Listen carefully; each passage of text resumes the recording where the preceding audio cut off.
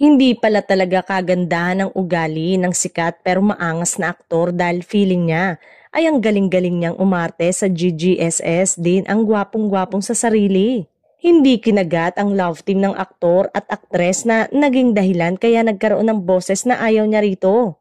Nabuwag kaagad ang love team na naging dahilan kaya nalungkot ang aktres na nakaapekto ito sa kanyang mental health.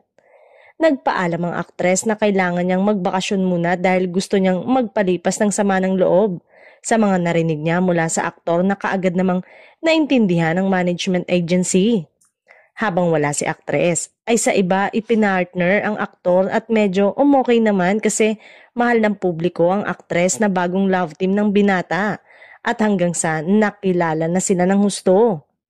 Feel na feel ni aktor na sikat na siya kaya naman nagsabi siya sa manager niya na gagawa siya ng project na hindi kasama ang bagong ka-love team na ikinagulat ng management agency niya.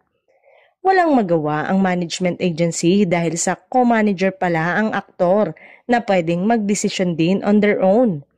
Kaya gumawa ang aktor ng ibang proyekto na hindi kasama ang bagong ka-love team. Ang ending, super flop, kaya balik ulit siya sa ka-love team na natatawa na lang ng lihim ang mga nakaalam ng nangyari.